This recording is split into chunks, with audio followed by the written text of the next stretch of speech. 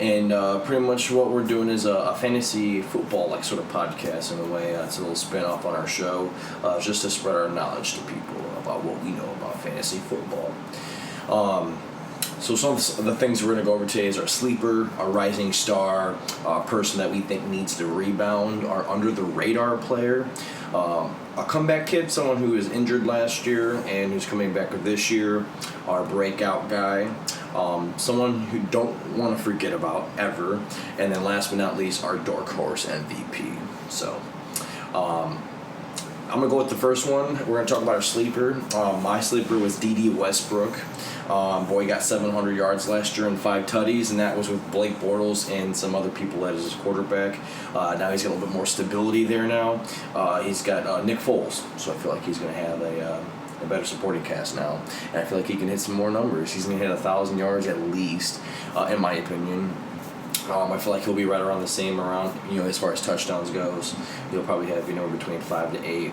And he's definitely going to be a PPR machine, so you definitely want to draft him some PPR drafts. So. And the number one thing is they have a quarterback now. Yeah, exactly. And before they didn't. That makes a difference. Someone that can take care of the football. Mm-hmm. Some more opportunities to be able to catch, score touchdowns, and get receptions. So. Yeah, when you got Blake Bortles overthrowing you the entire time, it's kind of hard to score touchdowns. And when he was a turnover machine too, so that. That also plays into it. Absolutely. Who's your sleeper? Tony Pollard, rookie from the Cowboys. I see.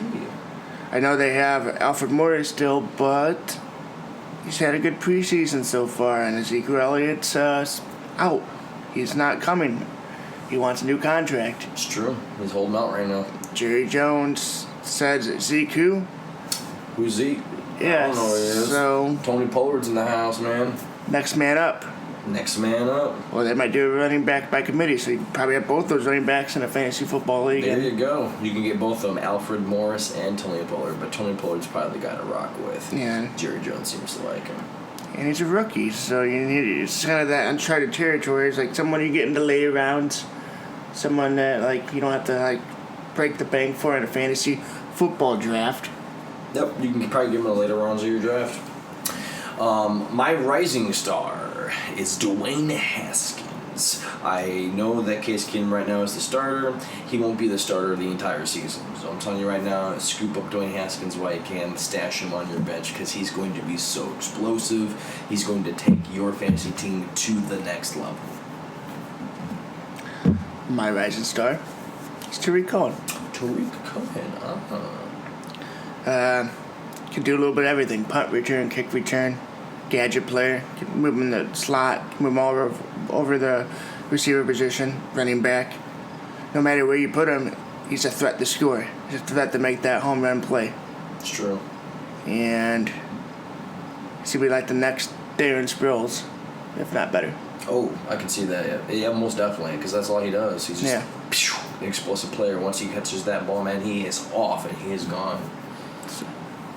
So, I mean, he's one of those players you probably can get in the 4th or 5th round. Some people might take a chance at him early, maybe 3rd, which is kind of big for a fantasy football perspective. But I think he has that home run ability. Someone you can put in the flex, someone that can make those plays when you need them. So, the player I picked that needs to rebound this year is Jack Doyle. Jack Doyle was injured last year. Old boy Ebron came in and stepped up and filled in his shoes, and he got a lot of touchdowns last year. Decent amount of yards, but Ebron does drop, so I feel like Jack Doyle can come back in, cut him out of the equation, and still be successful, but he needs to prove himself and whatnot because somebody else just took his place and proved that they can do it too. Yeah, well, he made all the big plays in the red zone area, Ebron.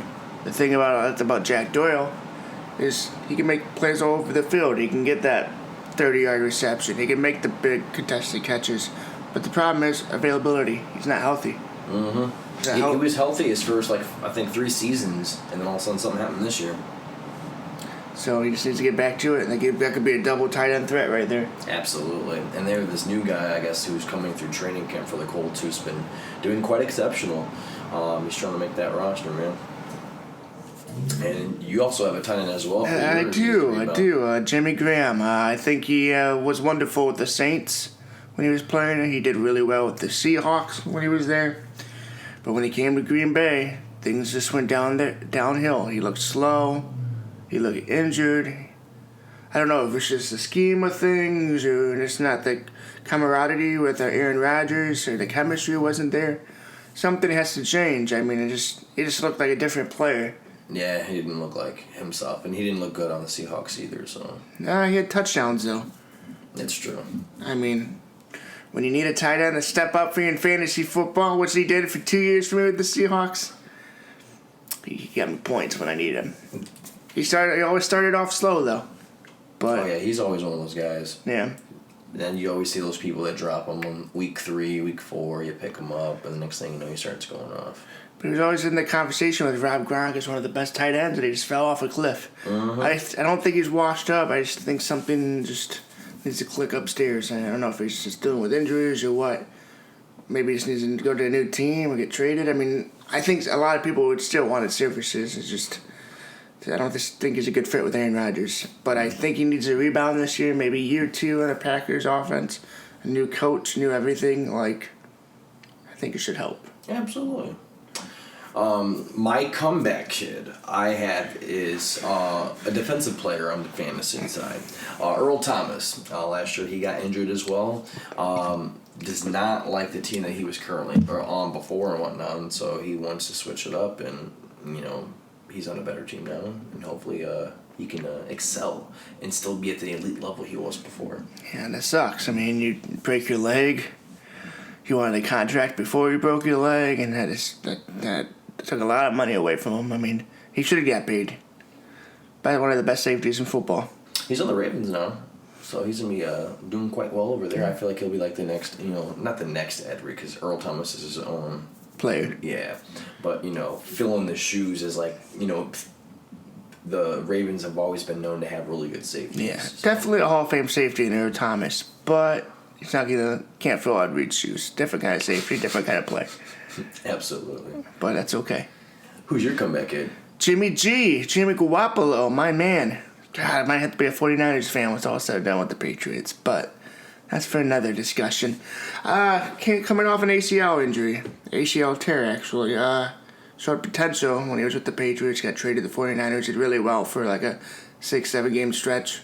If I'm not mistaken, it was a 5 or 6-1 record before the following year where he tore his ACL. I think he needs to come back strong. I think he will. And he's going to raise some havoc. Don't sleep on the 49ers. Don't sleep on Jimmy G in fantasy football. Yeah, Jimmy G's about to tear some shit up, man. Yeah. And he's got all the explosive weapons now, yeah. too. All right, we got our breakout guy. Danny, who's your breakout guy? Juju Smith-Schuster. Ooh, the Smith-Schuster. Sorry, guys. Hard for me to pronounce his name, but I tried. All right, he's going to be the number 1 now for the Steelers. Antonio Brown is gone. He's still young in age. I think he's going to have a breakout year. I wouldn't be shocked if he catches the ball for over 1,200 yards, 5-6 touchdowns. I think he's a big impact player. And yeah, but there's not a lot of no-names around him in the receiving corps besides him.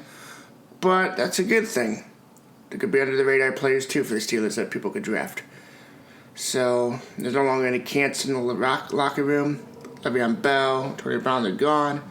So there's more of an opportunity for that franchise to change in a positive direction. Absolutely, man. He's going to be a really explosive player this year. You ain't got Antonio Brown anymore and whatnot. You're the sole guy. And he was producing when Antonio Brown was there. So I think the only thing people are worried about is that he's the only guy, so he might get all the attention. But don't worry about it. He's an elite player. Pick him up. Speed and what is he? Only 23, 24 years of age? He's super young. Oh, absolutely. Came in the league when he was 20. My breakout guy is Kenny Galladay on the Detroit Lions. This guy is going to ball out this year. I am telling you guys this right now. Draft him, put him on your fantasy team. He's going to take you to the next level. He is a number one in my eyes. Or not a number one, I'm sorry, a number two, a wide receiver number two in my eyes. So he's not going to produce wide receiver one numbers every single week. And there might be an occasional week where he gets a 20 or 30 burger. But this is the guy who's probably going to get you anywhere between 10 to 15 points every single week, no matter what. He's going to be nothing but a model of consistency, so make sure that you guys snag him. And plus you have Matt Stafford, who's always slinging the ball. Always. They don't have a consistent running game. They haven't had a consistent running game for the last 5 years. So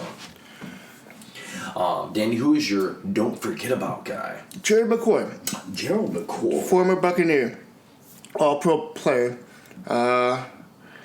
Pretty much got through under the bus by Bruce Arians. Said he lost a step and he was old. Pretty much said he no longer had it. Ended up saying he was part of the team still, blah, blah, blah. Well, they ended up cutting him, and Carolina Panthers picked him up. So I think with Ron Rivera and how he runs his defenses, he's going to have a breakout year. And he's going to prove the doubters wrong and still perform at a high level. Everybody ages, can't beat that, but like, with your technique or physical skills go, you still got the mental part of your game still. Absolutely. He's not going to lose any pep in his step. No, I think he's going to do really well. Absolutely. I think Frank Gore's going to do really well. I know that LaShawn McCoy is over there on the Buffalo Bills, and I think they have another guy too as well. But I think Frank Gore is going to be the guy. He has literally been the only person, I think, in the NFL as far as running backs go that never gets injured. He's always there. He's reliable. He's always going to tote that rock and still get you some yards, man. I keep thinking every single year that he's going to fade away into existence and we're never going to talk about it again, but it just keeps coming back every single year. He did well at the Colts last year, right? He was on the Colts last year. He was on Miami Dolphins. Miami Dolphins. Yeah, I remember when I drafted Kenyon Drake last year hoping that he was going to do great. That's right. But he kept eating into his playing time. Oh, good. Last but not least, guys, we are going to go into our under-the-radar player and our dark horse MVPs. These are our last two for the day. Our under-the-radar players, mine is going to be Tyler Lockett. You don't have Doug Baldwin there anymore. Tyler Lockett was nothing but exceptional last year, and now he's going to build that rapport again. He's one of the only receivers there that has that rapport with Russell Wilson. And I don't know if you guys were watching preseason, but they were locked and dialed, and he was getting nothing but targets. He's going to be a targets machine. Put him on your PPR team. And I can even confirm with that because I had Tyler Lockett last year, and I was always guaranteed at least 10 points a game from him. At least. I didn't get anything ever lower from him. 20 yards on tutty? Or it'd be 100 yards and no tutty? There's some points in the season like he's just staying in my lineup. He's going to do something for me. I didn't have to get rid of him. That and Thomas from the Saints. They always are in my lineup. I just kept them there. Gotcha. Who was your under-the-radar player? Allen Robinson. First year with the Bears last year. He had, I want to say, about 754 yards, roughly around that ballpark, coming off an ACL injury. About 4 touchdowns. Not a lot for a first-year player, but you got to remember, he's coming off an ACL injury, new team, new head coach, new offense, quarterback, so on and so forth. I think year 2 in Matt Nagy's offense was Mitchell Trubisky. I think he's going to do some wonderful things, and they go back to getting over 1,000 yards receiving. Absolutely. I could see that, man. I mean, I'll give him 7 or 8 touchdowns. He's coming off that injury. I feel like he just needs some. He needed a whole year. Now he knows the offense. He's going to go in a year or two and just hit the ground running. And I say that because that Eagles playoff game they lost, he had over 160 yards receiving. Oh, did he? Yeah, so he tore it up. So you're going based off last year's performances. You think that's going to carry over into this year? Yeah, I think it's going to keep on carrying over. He got them looking better each week. That's awesome, man. Dark Horse MVP. You have Justin Houston, the former Kansas City Chief. Ooh, you think he's going to be a defensive MVP for fantasy and for the actual NFL? I do. I think he's going to hit around 18, 20 sacks. And that's crazy considering Michael Strahan's record's 22. But he's only a couple years removed from his defensive MVP season. I just think things were changing in the Chiefs organization, and just things weren't going too well on their defensive side of football. I think with the Colts, how they're building their defense, he's going to be prime and loaded for a breakout season and to step it up. I don't think he's old. I don't think he's washed up. He's only 30, I think, or 31. Yeah, he's going to come back strong. Sometimes senior he does well, and you got Darius Leonard with him too. It's going to be sick. And all he's doing is just going straight after their quarterback now. He doesn't have to do anything else. Yeah, so it's gonna be awesome. My dark horse MVP is Davante Adams. He literally was balling out last year while Aaron Rodgers was hurt. When Aaron Rodgers was playing, he was still killing it. This guy is going to be exceptional. I'm telling you right now, Davante Adams, I can see him getting close to 1,800 yards, maybe 1,900 yards. He's definitely going to have double-digit touchdowns. He is the main guy there, man. And it doesn't matter who's covering him or not, because last year they had some of the toughest schedules. And I'm not joking you at all. Didn't matter who his quarterback was. He got the ball, and he was still producing no matter what against tough schedules and against top tier talent with crappy quarterbacks. Yeah. So he's going to be my dark horse MVP this year, I believe, in fantasy football and in just regular football. I think he's going to be the MVP of the year. So he'll be the first one. But yeah. That is going to conclude our fantasy football segment for the day. We hope you guys keep listening. We're going to have a little bit more stats going forward and things like that. Like we'll have a specific player that we'll think that you should pick up for that week.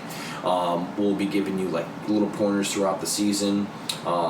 Players to pick up off the waiver wire, players you should keep, people you should drop. Any questions that you guys have fantasy football related, we're going to be here for you. So, or just football related in general, we'll be giving you some pretty good info. Absolutely. Get D&D, y'all. Stay tuned next time on The Dougherty Show.